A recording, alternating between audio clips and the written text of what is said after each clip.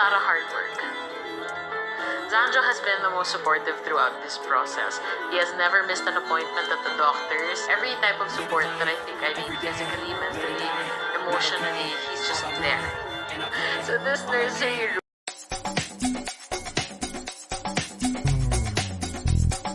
Showbiz Kachika TV.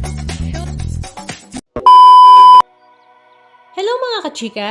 This year 2024 ay talaga namang unforgettable nga sa mag-asawang Ria Atayde at Sanjo Marudo. First quarter pa nga lang ng taon, February 2024, kung saan inireveal nga ng dalawa na sila nga ay finally engaged na after nga ng ilang taon na pagiging boyfriend at girlfriend.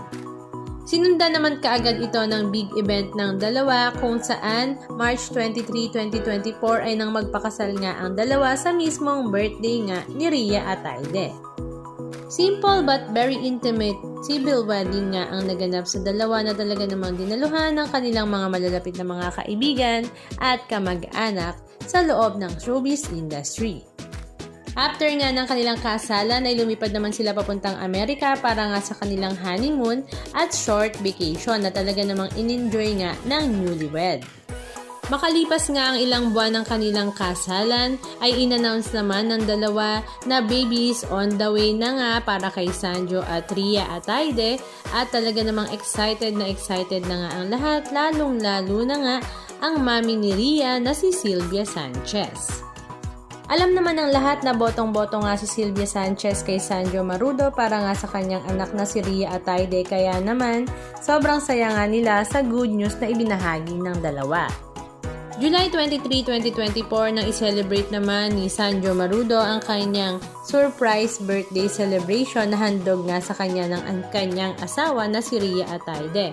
At the same time, ito na rin nga ang kanilang naging gender reveal date kung saan tuwang-tuwa nga ang lahat dahil baby boy nga ang kanilang magiging panganay. And after 2 months nga, September 23, 2024, finally ay nahawakan na nga ni Sanjo ang kanilang baby boy dahil nanganak na nga si Ria Atayde.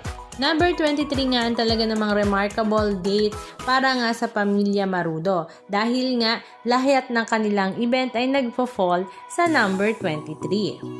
Samantala, simula nga nang ipinanganak ang kanilang baby boy Marudo ay hindi pa nga sila nagpapa-face reveal kaya naman binalaan nga ni Sanjo ang mga gumagamit ng ibang mga pictures ng baby na ito nga daw ang itsura ng kanilang baby Marudo.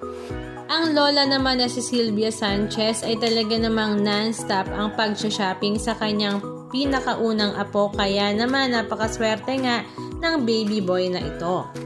Samantala, last 2 weeks nga ay talaga namang napakalaking desisyon ng ginawa ni Sanjo Marudo dahil siya nga ay nag-file ng Certificate of Candidacy or COC bilang second nominee ng party list na ASAP na. Marami nga ang nagulat pero marami rin nga ang sumuporta. Halika at panoorin natin ang ilan sa mga video clips ganap na kanilang ibinahagi sa kanilang mga social media accounts.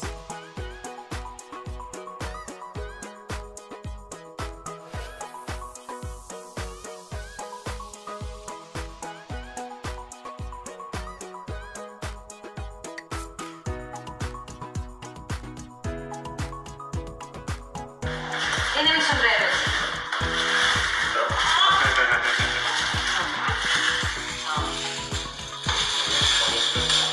Aros pa lang, para?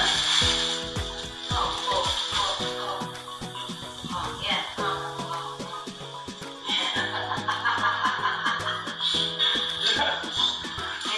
Maliit pa. Maliit.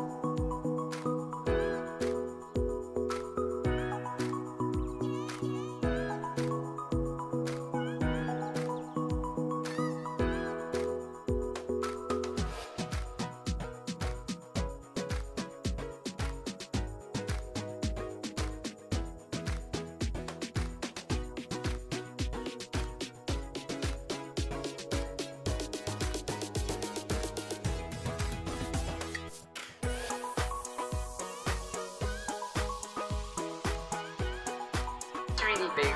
Like, we're expecting a little over 7 pounds or more.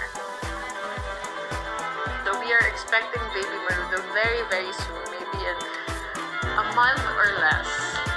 It's a lot of hard work. Zanjo has been the most supportive throughout this process.